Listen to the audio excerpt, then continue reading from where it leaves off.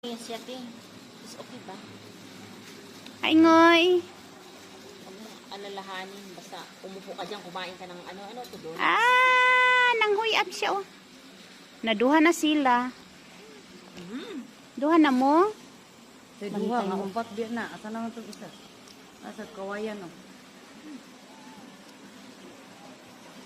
Nawag pag yun, oh. Nadaghan na gid sila. Nadaghan na gid sila. Oh, wala, pati na nilang daghan na. Agoy, kanim gid kinadakan, oh. Sa likod, Na. oh. Ang naong salbahe kayo. Naunsa naman eh. Pati ng Sa daghan na. kapamilyahan naman eh. Na. Inyo ha, magun nang gihatagan, good.